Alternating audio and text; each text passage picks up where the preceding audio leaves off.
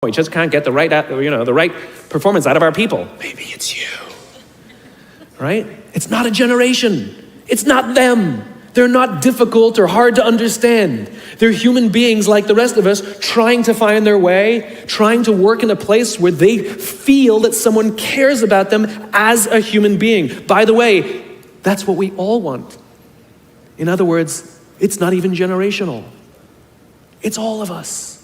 This is the practice of empathy, that if we're struggling to communicate to someone, if we're struggling to help someone be at their natural best, I'm tired of people saying to me, how do I get the best out of my people? Really, that's what you want? They're like a towel, you just wring them. How can I get the most out of them? No, how do I help my people be at their natural best? Right? We're not asking these questions. We are not practicing empathy. We have to start by practicing empathy and relate to what they may be going through. And it will profoundly change the decisions we make. It will profoundly change the way we see the world.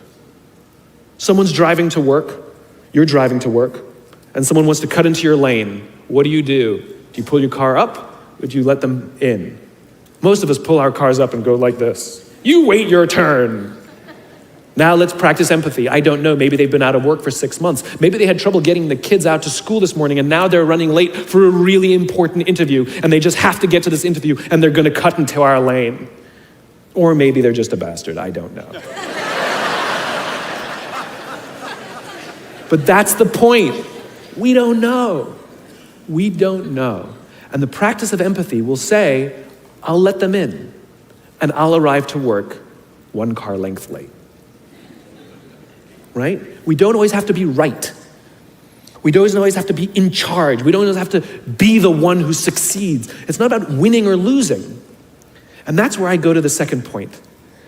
After empathy comes perspective, where it's not about winning or losing. In game theory, there are 2 kinds of games. There are finite games and there are infinite games. And this is how you're going to change your perspective. Right? A finite game is defined as known players, fixed rules, and an agreed upon objective. Baseball, for example. We know the rules, we all agree to the rules, and whoever has more runs at the end of 9 innings is the winner, and the game is over. No one ever says, we can just play 2 more innings, I know we can come back. It doesn't work that way. The game is over, right? That's a finite game. Then you have an infinite game. Infinite games are defined as known and unknown players. The rules are changeable, and the objective is to keep the game in play, to perpetuate the game. When you pit a finite player versus a finite player, the system is stable. Baseball is stable, right? When you pit an infinite player versus an infinite player, the system is also stable.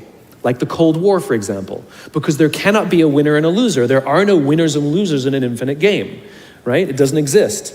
And because there are no winners or losers, what ends up happening in the infinite contest is players drop out when they run out of the will or the resources to play. But there's no winners or losers. Problems arise when you pit a finite player versus an infinite player, because a finite player is playing to win, and an infinite player is playing to keep the game going. Right? This is what happened to us in Vietnam. We were playing to win, and the Vietnamese were fighting for their lives. We were the ones who got stuck in quagmire. This is the Soviet Union and Afghanistan. They were trying to beat the Mujahideen, and the Mujahideen would fight for as long as is necessary. Quagmire. Now let's look at business. The game of business has pre-existed or has existed long before every single company that exists on this planet today. And it will outlast every single company that exists on this planet today. There's no winning the game of business. And the reason is because we haven't agreed to the rules. I get such a kick out of this. You realize how many companies actually don't know the game they're in, right? Listen to the language that the companies use. We're trying to beat our competition. We're trying to be number 1. Did you know that we were ranked number 1? Look at the listing. Based on what criteria? Revenues, profits, market share, square footage, number of employees, based on what time frame? A quarter, a year, 5 years, 10 years, 20 years, 50 years, 100 years? I haven't agreed to those standards. How can you declare yourself the winner? How can you declare yourself number 1 where no one else in the game has agreed to the rules? It's arbitrary. There is no winning because there's no end. In other words, companies are playing finite games. Listen to their language. They're trying to beat their competition. What does that even mean?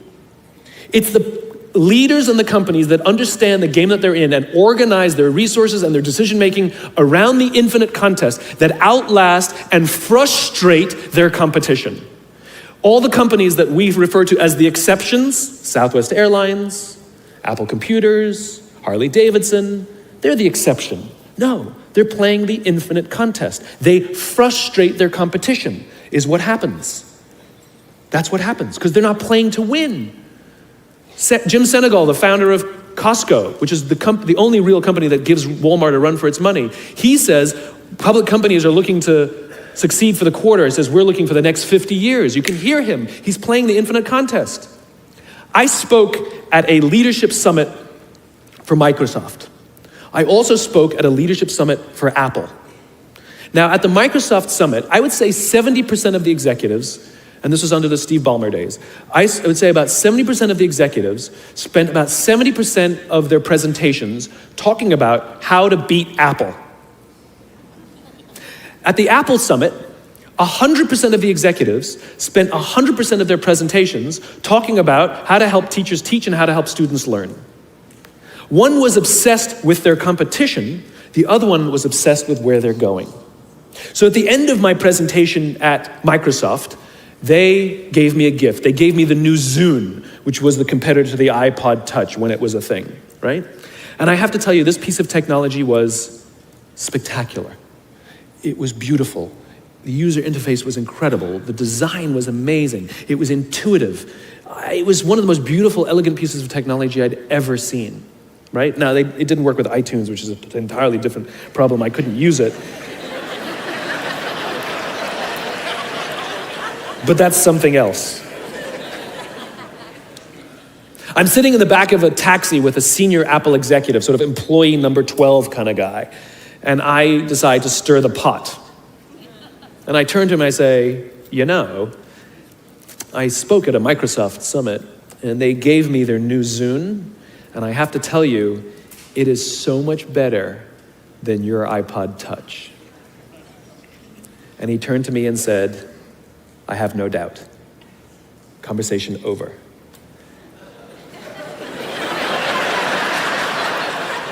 Because the infinite player isn't playing to be number one every day with every product.